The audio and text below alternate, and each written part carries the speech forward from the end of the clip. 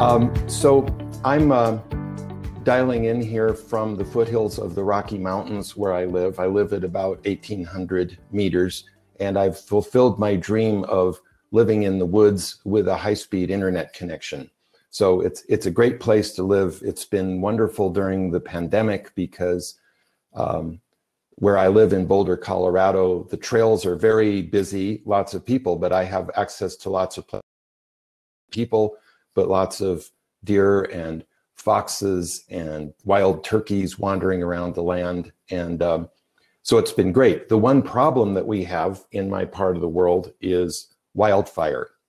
And you may have heard a lot of the Western United States has had severe wildfires all year. So over the summer, we had about 2 months where it was extremely smoky. At first, it was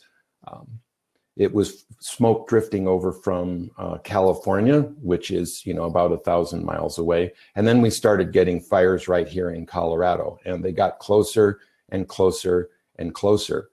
So one day, about a month ago, it was a Saturday afternoon. I'm about to get on a call, and my wife, Beth, said, "Look over here." So I look off to the left, and this is what I see.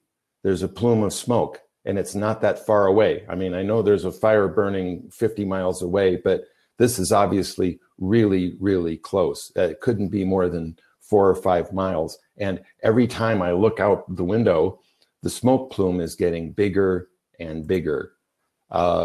So I'm supposed to be on this call with people, but I'm getting so distracted. I keep looking out here like this, trying to figure out what's going on. So I just can't pay much attention to the call. So I finally just give up and I get off the call. And then within an hour, it's starting to look like this. It's starting to look really, really serious. These flames you can see, we're literally racing down the hill. Maybe you forgot to share your screen. I'm not sure. Oh, for heaven's sake. Yeah. Okay. We couldn't All right. see the fire. You're right. I didn't. Thank you. Excuse me. Let me just fix that.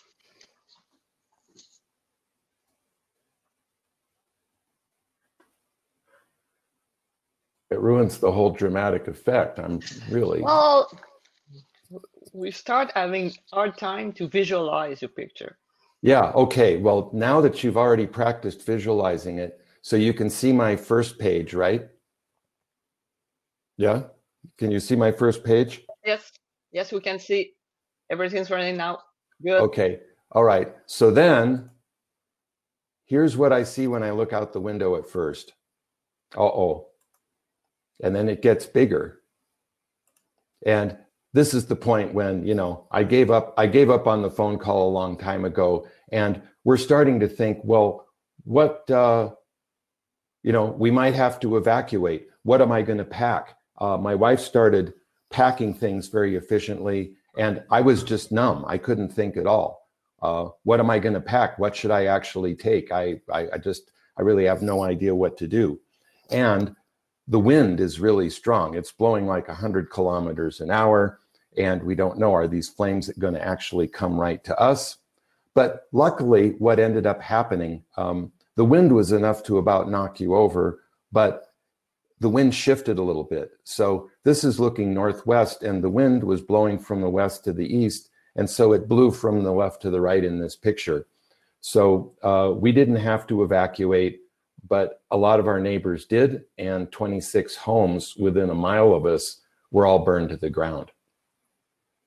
So what's the point of this story? What does this have to do with beginner's mind? Well, what I'm talking about is the gap that happens when your mind stops.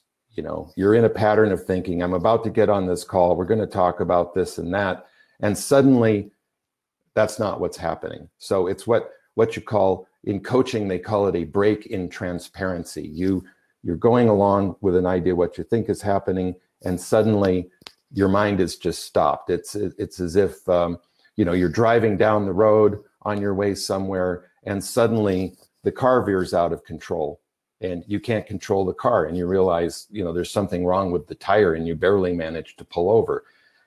So it's that moment when suddenly you're knocked out of the pattern. And that's what happened to everybody back in February and March when this pandemic happened. You know, at first, I remember being on an airplane. It turned out the last trip that I ever took.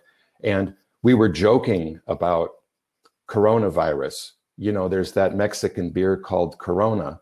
And, you know, usually you serve it with a lime. And we were making jokes about coronavirus and Lyme disease. Ha ha, like it's funny. And by the time I flew back from Santa Barbara, people were coughing, people were wearing masks. And that's the last airplane trip that I ever took. So what do we do when we're in that kind of a situation? Do we panic? Do we go numb? Or do we try to keep an open mind? And if so, how do we do that? And that's what I mean about what beginner's mind is. So this is a great quote. Suzuki Roshi was a Zen master who came from Japan over to San Francisco right after World War II. And this was something he said. He said, in the beginner's mind, there are many possibilities. In the experts, there are few. And we're going to unpack what that means, 3 things about what that means. So what I find really interesting about living in these times is a lot of neuroscientists, neuropsychologists are starting to discover more and more things about what the brain works, that it turns out that certain people who've practiced, you know, Zen or Buddhism, some of these other meditation traditions, mindfulness traditions, are actually all saying the same thing. And it's actually very relevant to the way that we do our work in the complex world that we're in right now, because we're in a time where simple answers don't work for us anymore. So this beginner's mind is a state of mind that's open to surprise, to wonder, to inquiry, even to being shocked. So it turns out that this beginner's mind is actually the best way to deal with complex situations. So in a complex situation, it's not possible to use our past experience because we're in something new. And because it's truly complex, you can't actually crunch enough data to figure out exactly what you should do going forward. You can't analyze your way out of it.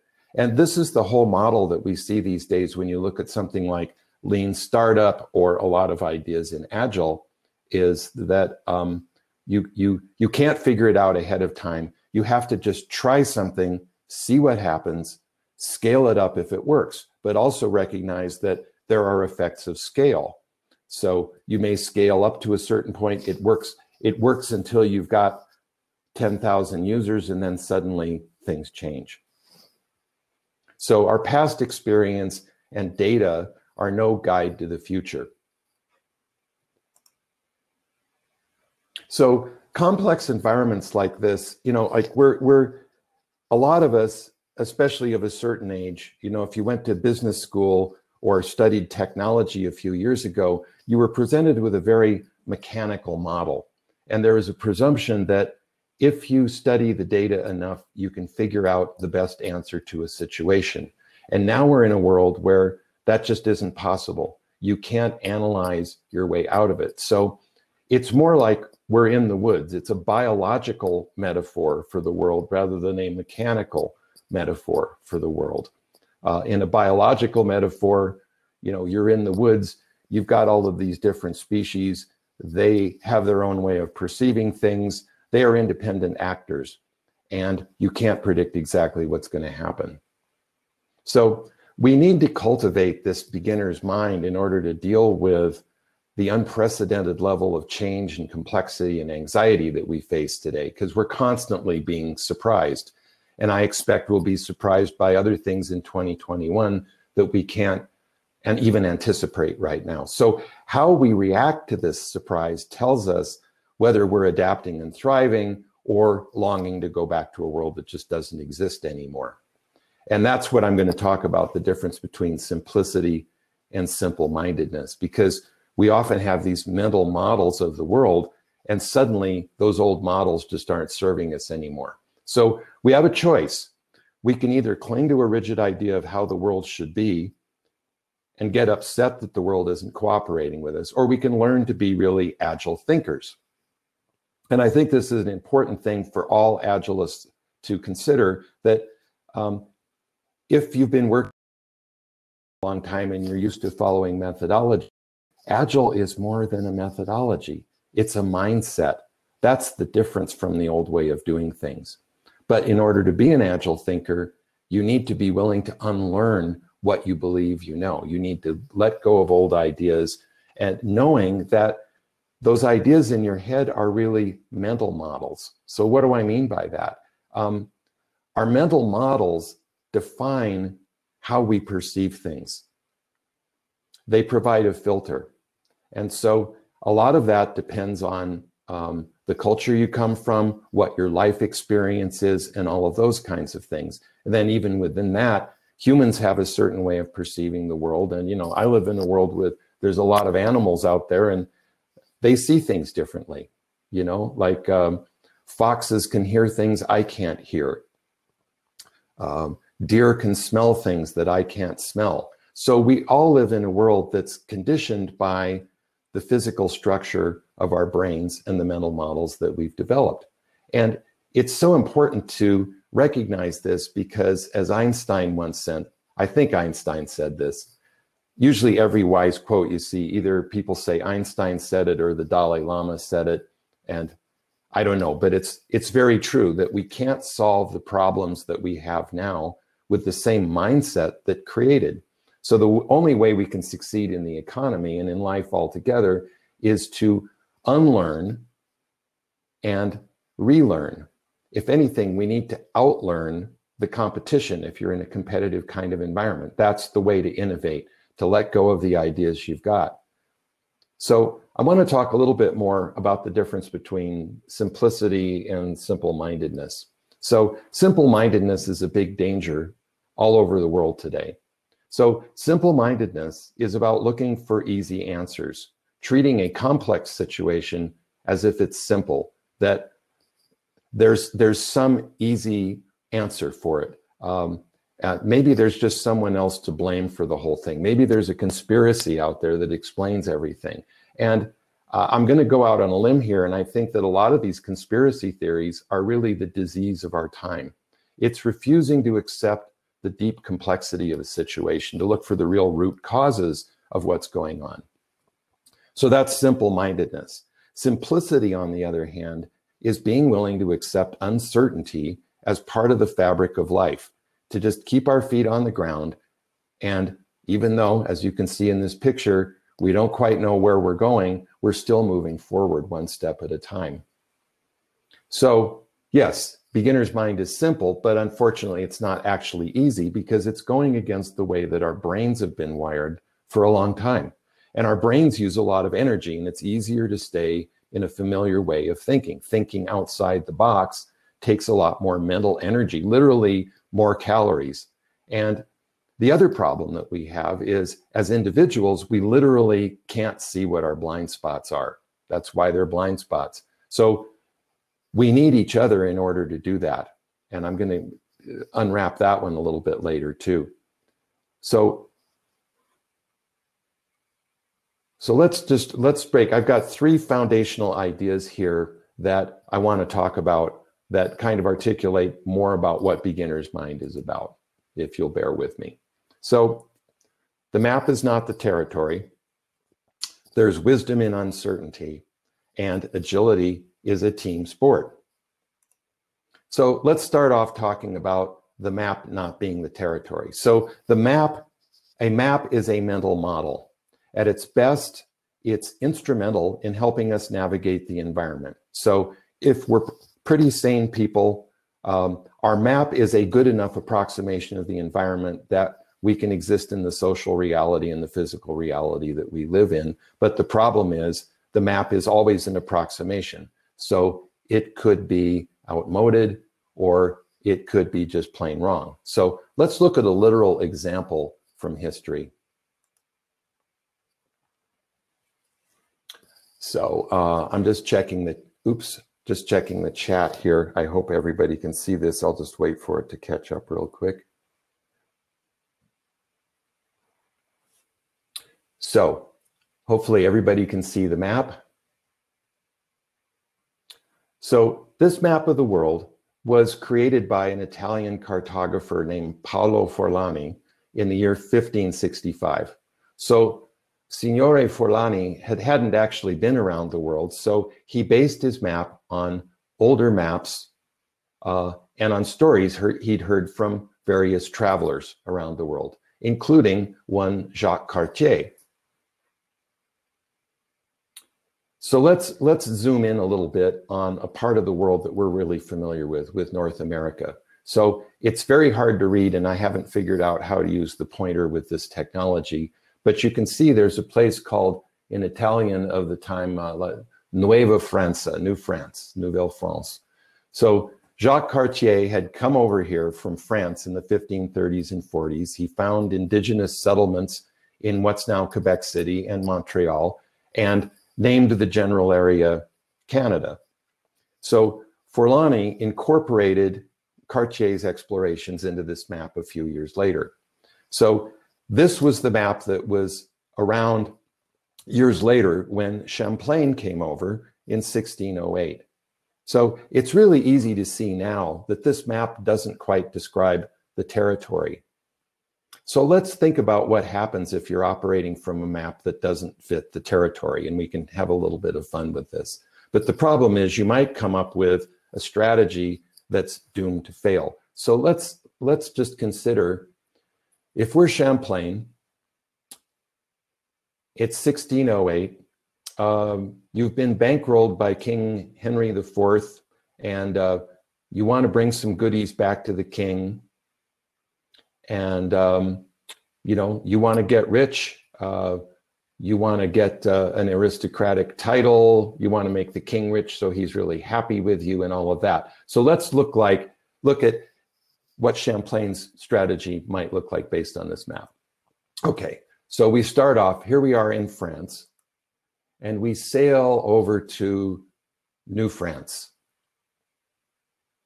And we land at Quebec City, which already exists. And then we go on and we found Montreal. And you can see here what was called the River of Canada, now the St. Lawrence, flows straight to the west until we get to some mountains.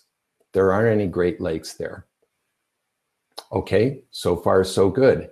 Then it looks like, if you look southwest of that, there's a place he calls Le Sete Città, the seven cities of gold, probably. So let's head down there. And by the way, that's my house in Colorado on the way down there. And then we land at the seven cities, about where Las Vegas is right now, and we can get some gold. And then lo and behold, if we just walk overland a little bit to this other river that looks like where the Rio Grande is now, we can actually take this river all the way up into China. That's great. So we've started in France and we can go all the way to China. And you know, it was a big problem at the time because the Western Europeans were prevented from going and getting all the spices in China and all the tea and all the other great things in China, because the Venetians controlled part of the route, the Arabs controlled part of the route. So that goes all the way back to Columbus finding another way around that the Italians and the French and the English and the Spanish could find to get to China. So great strategy, except there's one tiny problem. This world that the strategy is based on does not actually exist. Minor problem. So reality is often not what we think it is. Our reality is shaped by our mental models and our maps. So that's the idea that the map is not the territory. So if that's the reality, how are we to behave? And that's the idea that there's wisdom in uncertainty. There's an old story, speaking of China, about a wise farmer. And one day, his only horse ran away. And his neighbors said, "Oh, that's terrible. That's really, really bad luck." And he said, "Maybe." The next day, the horse came back, and the horse came back with 5 wild horses. And the neighbors said, "Wow, that's great. You really lucked out. This turned out to be a good thing." And the wise old farmer said, maybe. The next day, the farmer's son was trying to tame one of the horses, was thrown off and broke his leg. And the neighbors just said, oh, that's terrible. That's really bad luck. He's your only son. He has a broken leg. He can't help you anymore until he heals. And the farmer said, maybe. The next day, conscription officers from the king showed up to take all the healthy young men off to a war.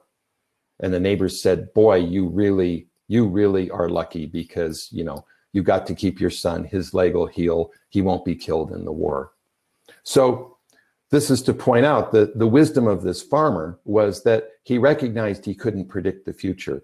When you look at what's going on right now, you don't know if it's good news or bad news. You can see what it is in the moment, but you don't really know what the future holds. And we can see, if we look at the history of technology or really anything else, the world is full of predictions made by smart people that were completely wrong. So this is one of my favorite slogans. The more certain you are about the future, the more certainly you are wrong. And this probably shouldn't come as too much of a surprise to all of you agilists. You know, we all know about the cone of uncertainty. The further that we predict out, the more likely we are to be wrong. The degrees of uncertainty are really just too big. So let's just look at some examples here about expert's mind. Because remember, we said in the beginner's mind, there are many possibilities. In the expert's mind, there are few. So in the 1970s, Ken Olsen, the founder of Digital Equipment, was a great expert about computers. He had created the mini computer revolution. He was greatly admired in the computer industry. He'd made lots and lots of money. And, you know, you started to have some little home kits to make personal computers. And Steve Jobs was off in California coming up with the first Apple. And Ken Olsen poo-poos this idea. He says, there's no reason anybody would want a computer in their home. No reason at all. Where is Digital Equipment today? Long gone. Here's a musical example. The Beatles in 1962, nobody had heard of them. They went to Decca Records and Decca said, we don't want guitar bands anymore. Guitar music's on its way out. Going even back further in time, here's an eminent economics professor from Yale saying stocks have reached a permanently high plateau.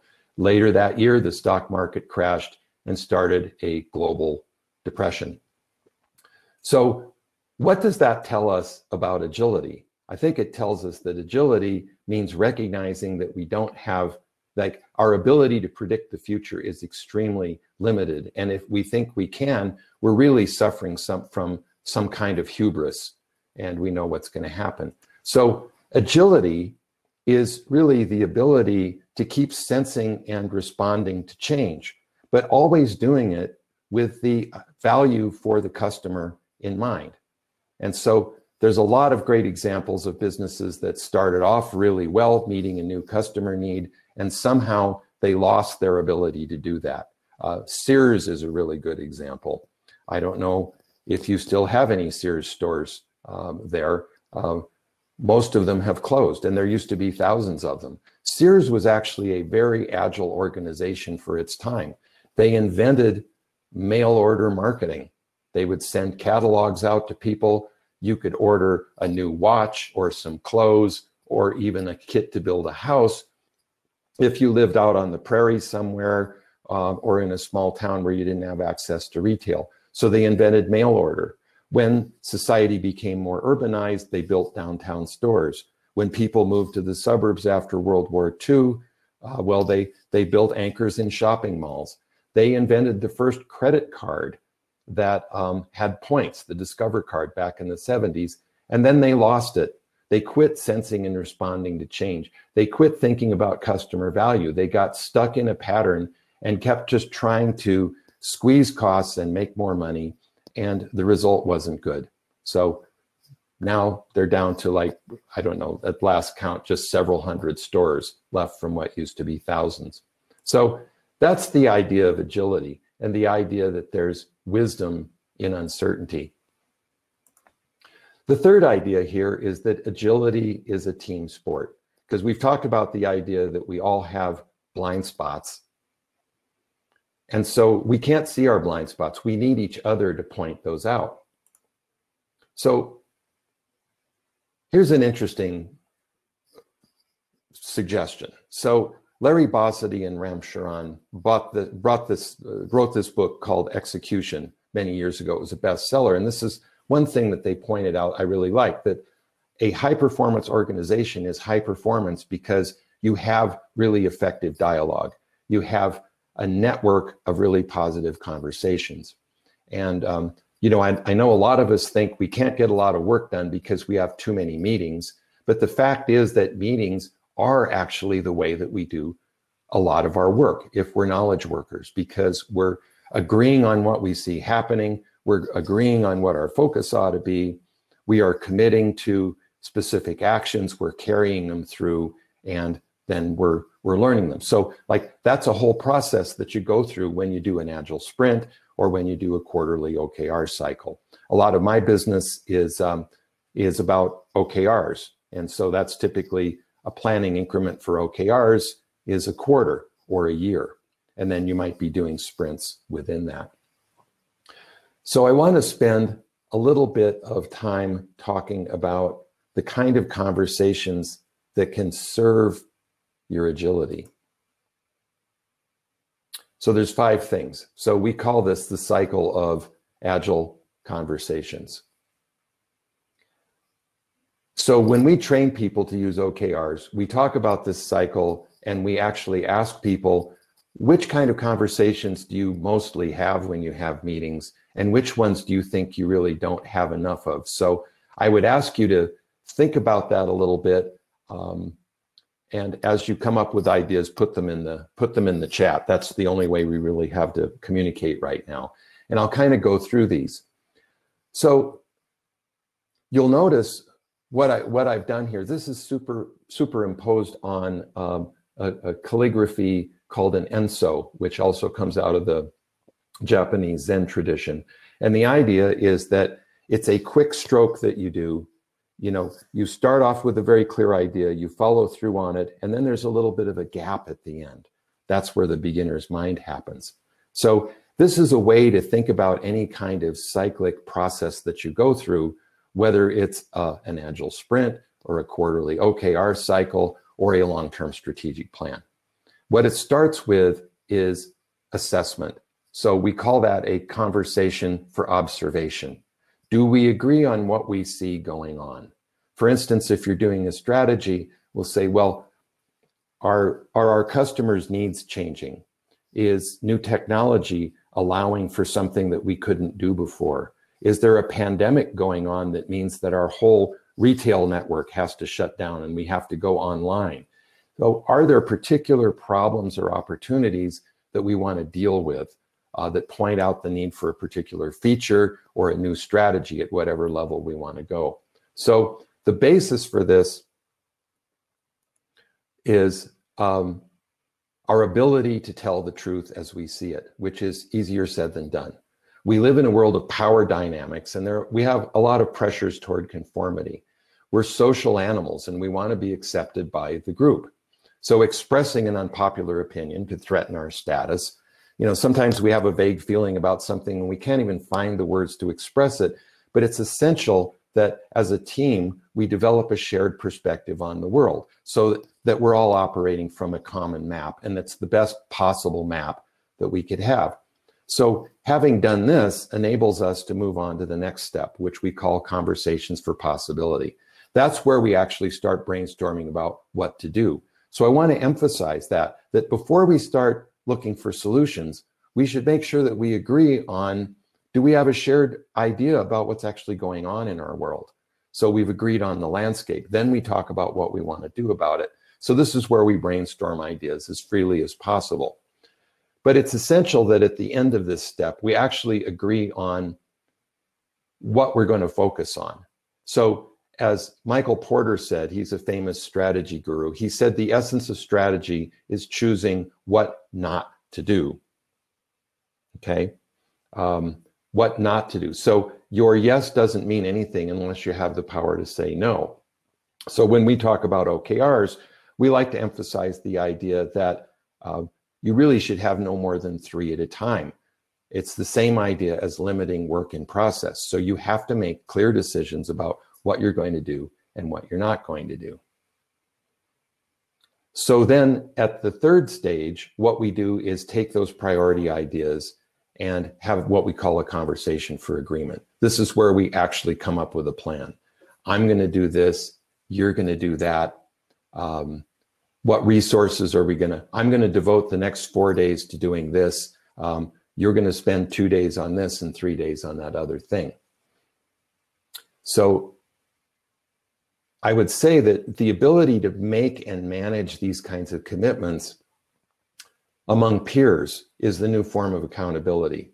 You know, in the old days, it was all very top down, that we say, you know, accountability means if you're my boss and you tell me what to do, accountability means I say yes and I get it done. Otherwise, I'm not being accountable. But we're moving into an era where we all need to develop the conversational skills to make and manage commitments. So they're not handed down from above. So like in the previous step, saying no is important. Yes means nothing if you don't have the power to say no. So that could mean committing to user stories for the next sprint or objectives and key results for the next quarter. The rest goes into the backlog.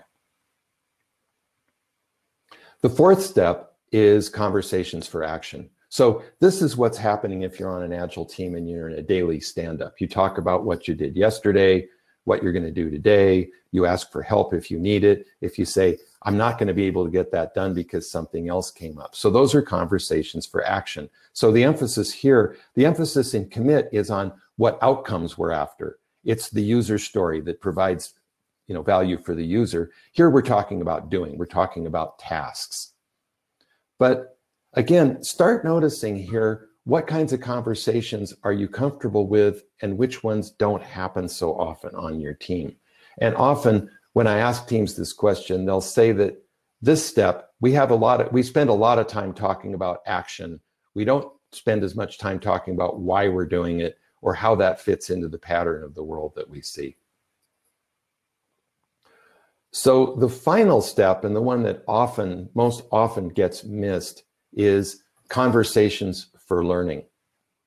So I actually lived in Canada for a number of years, and during that period I worked for Accenture and then I worked for Ernst & Young, and we had all of these methodologies that we followed, and there was always a step at the end to review what had happened, to mine the learning, to make sure that we'd targeted it right, we'd estimated work right, we'd had a clear plan, had we followed it, how well had the team done, and guess what? We hardly ever took any time to do that step, because particularly if you're in a professional consulting organization, there's always another project to move on to. So we didn't tend to have a lot of those conversations for learning.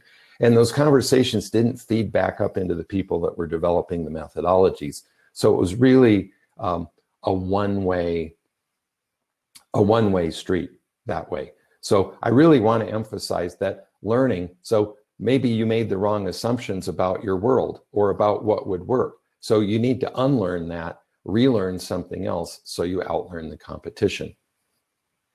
And I see somebody, Stefan made a comment here, reminds you of the Deming wheel. Absolutely. Yeah, this is like the plan, do, check, act cycle. Other people like the OODA loop that was developed in the US Air Force, where you observe what's going on, you orient, which is where you make sense of it, you decide what to do, and then you act. And the Deming model is a very similar thing. I developed this model more specifically to work with strategy and OKRs, but I think the same fundamental steps are there. So one other thing I want to point out about this cycle before we wrap up is in the middle, we're talking about trust. This whole thing is fueled by trust. A high performance organization has to be a high trust organization. And why is that? Well, trust is a willingness to work with others. And so in order to do that, you have to believe that the other people you're working with mean what they say, that they're competent observers of environment. They're competent to do the things they agree to do. You can count on them. So they're sincere, they're competent, they're reliable. And at the core of that, when you think about what happens in all of these conversations, is the idea of psychological safety. So psychological safety is the feeling that it's safe to take a risk, to ask a dumb question, to come up with a crazy idea without being seen as stupid or disruptive. It's a tolerance for different ideas and for risk. To me, at the mental level, that's what diversity is really about. You know, people from diverse backgrounds have different perspectives on things, and you're going to have a better team if you honor that. And so that's what psychological safety is about. You won't be punished or shunned for admitting a mistake or asking a dumb question or offering a new kind of idea. And in fact, you know, Google has an entire team called the Rework team that does nothing but study team effectiveness. And they did a study not long ago called Project Aristotle. And what they said was this, that they came up with 5 things that led to an effective team. And far above, head and shoulders above all the rest of them, was psychological safety. That made for an effective team in the way that I've described it. So that's a high trust team. So you're able to have these conversations for people to say what they mean and mean what they say. I haven't changed. I'm still on the Agile Conversations slide. If you're saying that it hasn't changed, hopefully that's what you're all seeing. New technology, everybody. So just to wrap up, then we'll have some time for a little bit of Q&A here. So what can you do about all of this? How can you let go of those old mental models? Learn faster than the competition. So the first principle, having to do with that idea about beginner's mind, is you need to actually get better at unlearning, to recognize that the frame of mind you're operating from is a mental model. It's an approximation of reality, and sometimes it becomes outmoded. It doesn't work anymore. Maybe it wasn't even that good in the first place.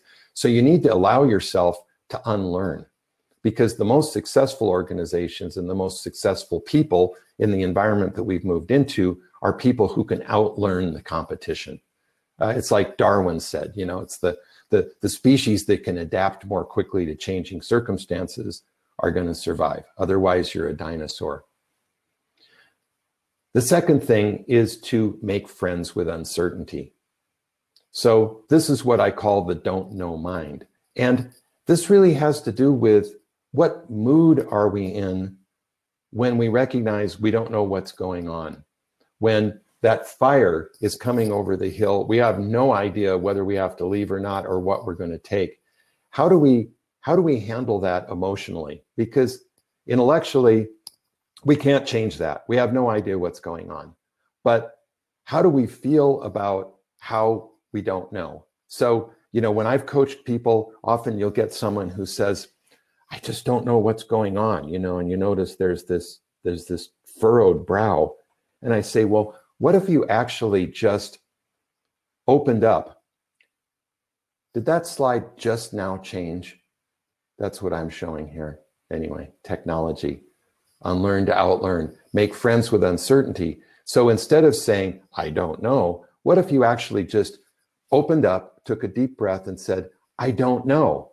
What if you approached not knowing, excuse me, with a sense of wonder, with a sense of inquiry, with a sense of that kind of psychological safety and vulnerability, where you could say to a teammate, I actually don't know what's going on here, and that's okay. That doesn't decrease your status. Great, thanks, Sean Estelle. Have a more expansive attitude about this.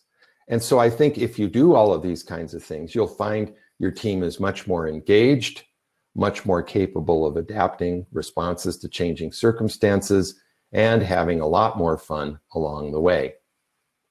So I'm going to stop there and see, we've got plenty of time for some questions. I'm going to pop over to the Q&A. and see if I can read that.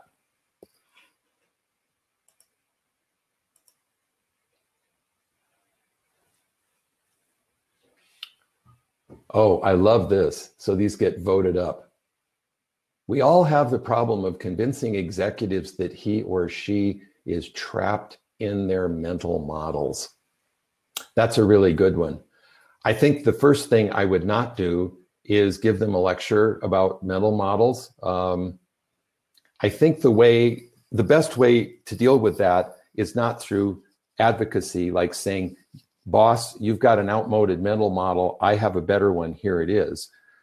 You want to be an inquiry. So advocacy and inquiry are two different modes of conversation. Advocacy is stating, asserting an opinion about what you think is right. And there's a time for that. Inquiry is more like asking questions and being really willing to hear what the other person has to say. So it may be that the best kind of questions for your boss are why. It's honoring the boss's expertise, but saying, well, how is it that you think that way? Like, why is it? How would it work that way? So I'd be interested, excuse me, as we keep talking about what your experience might be. Has anybody tried this? Has anybody worked that way? How do you help people to unlearn? I think, again, it's introducing the language of saying that, folks, we have underlying assumptions here about what we're doing. What are those assumptions? Because often, when I talked about that cycle of conversations, we're talking about how things are going and what we're going to do it. So that's single loop thinking. We are jumping right ahead to an action plan instead of doing double loop learning, which is going back and saying, well, who am I as an observer of my world that's assuming that this is true? So I think that's part of that first kind of conversation, the conversation for observation. Like, we're assuming, because often you see this in a company that's been relatively successful, you'll propose a new idea and someone will say, well, we've always been successful doing it this way. Is that actually true? And what might be changing in the environment to do that? So challenging assumptions, I think, is an important way to help that unlearning kind of process. Documents presentation at the end of the conference. Yes. Jean Estelle, I will send you a PDF of the presentation and you can distribute it. I'm also curious if there's any recording of the whole talk that will be available. Maybe you could let us know about that. Let me just get a little water here.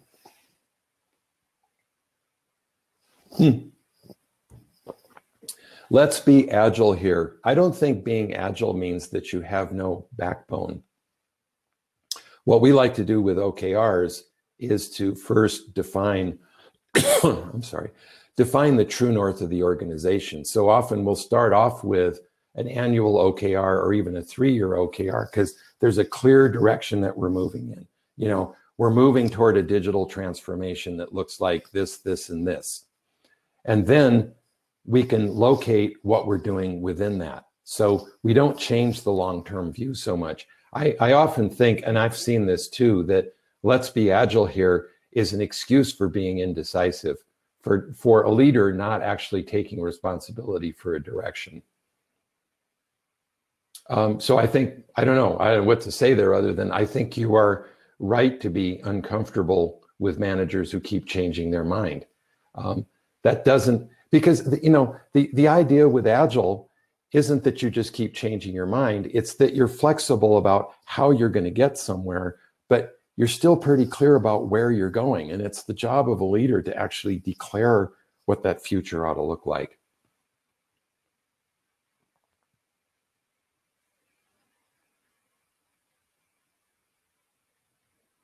I'm not quite understanding Petula's question here.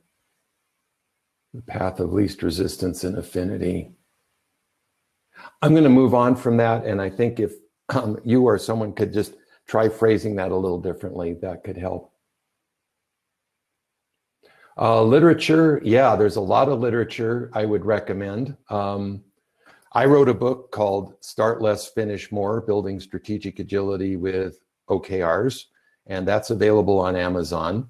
You can just look up my name. There are several other authors with the same name, but it's called Start Less, Finish More.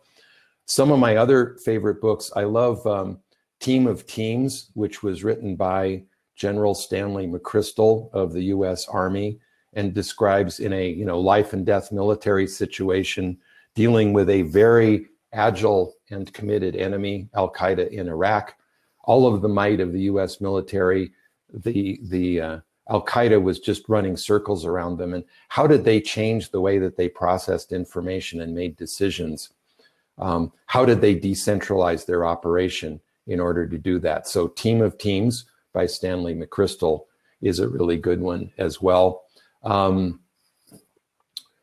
Yeah, there's a lot of good books out about strategy. Those are two of my favorites. I really like Jeff Sutherland's book about Scrum because I think he talks about it in a general enough way that it's not just about software development. I think he addresses the mindset of that really well. But yeah, my book, Start Less, Finish More, available on Amazon.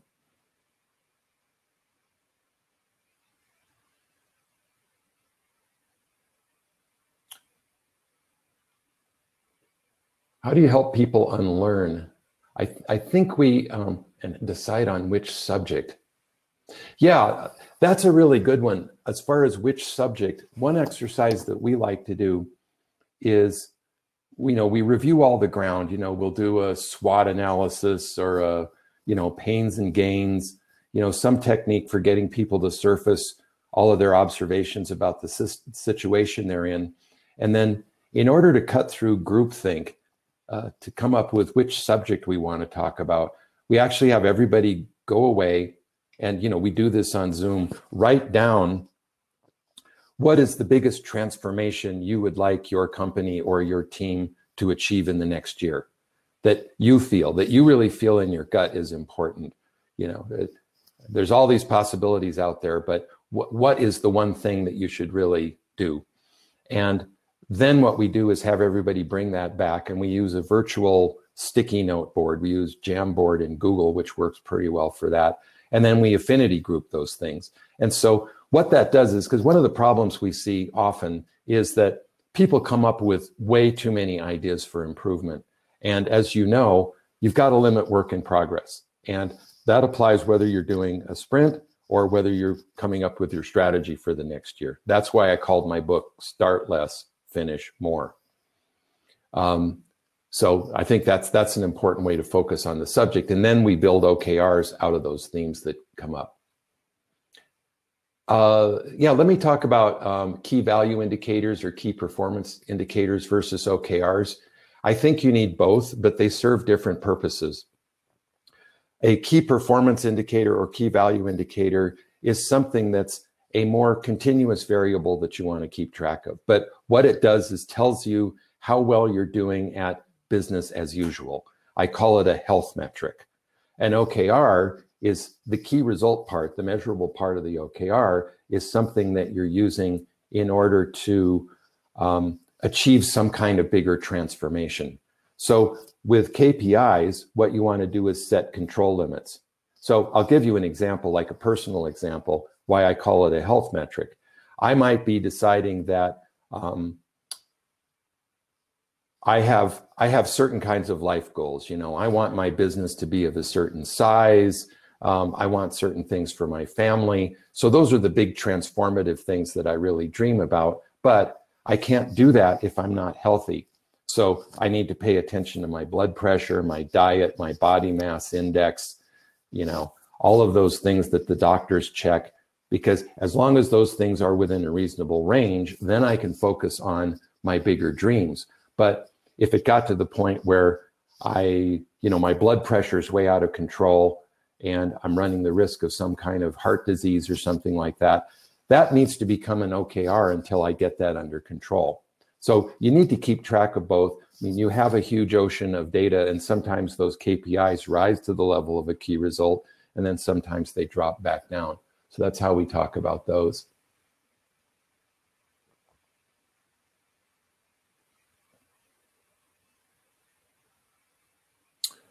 The starting point to talking about agile mindset. So usually what we do, we try to introduce that idea at the beginning, but for clients that are really interested, what we do to talk about that is introduce a lot of the material I've talked today is, you know, basic training that we do about agile mindset. And then we follow it up with coaching, observing the kinds of conversations that we have. Because I think the culture really lives in the conversations that people have. So that's the easiest thing for us to observe and make comments on and make suggestions, coaching suggestions about what to do. Staffing and budget, that's a really interesting question that I think a really good resource for looking at that was some work that came out of Europe, the Beyond Budgeting movement.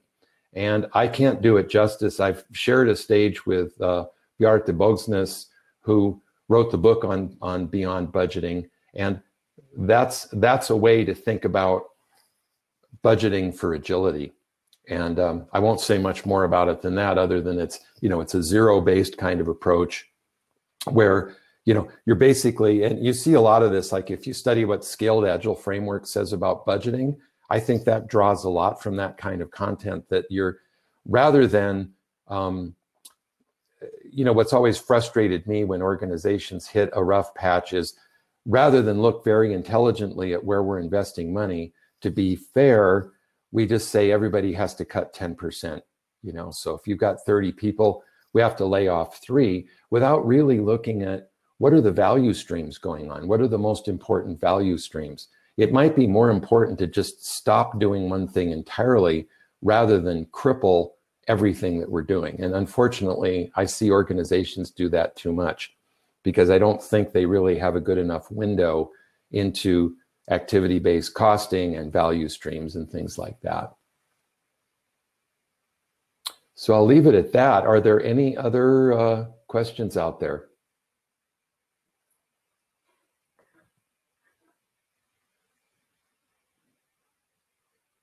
I think my comment about shifting to an agile culture is it has to start at the top. You either have to have the leader of a business unit who's pretty independent, or you need a CEO who really embraces these ideas, because otherwise it's window dressing, really, because, and unfortunately, I've run into this both in work I've done as an Agile coach and also as an OKR coach, that you can have a senior leader who wants everybody else to be Agile, but they still want to be top down. They still want to be command and control, and that just doesn't work. And I don't know any way around that. There's just those kind of qualities of leadership that are really important. Value stream versus value chain. Yeah, I've been doing a lot of work on that, because one thing we found with OKRs, if you follow a hierarchical organization chart, we've got company level OKRs, and then each business unit and each function have their own OKRs. You run the risk of following the, you're reinforcing the silos in the organization. So depending on the kind of organization, yeah, you should look at your value streams. The difference between value streams and value chains or value networks depends on the degree of complexity that you've got in your organization. Like value stream really comes out of Lean, and they incorporated that into Scaled Agile Framework. So that's where you've got a fairly predictable kind of process, and you can diagram it that way. A value chain tends to be more complicated, and a value network is even more than that. Verna Allee wrote a great book on value networks, Allee, A-L-L-E-E, that's really good reading on this. So, I mean, that's the difference. But I think doing OKRs across value streams or value chains is actually a much better idea than following the organization chart.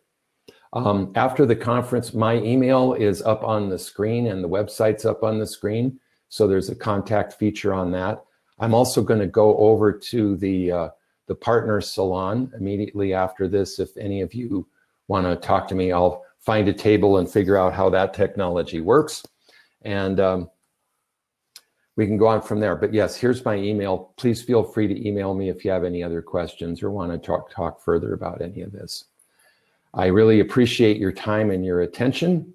And I'll see you in the salon.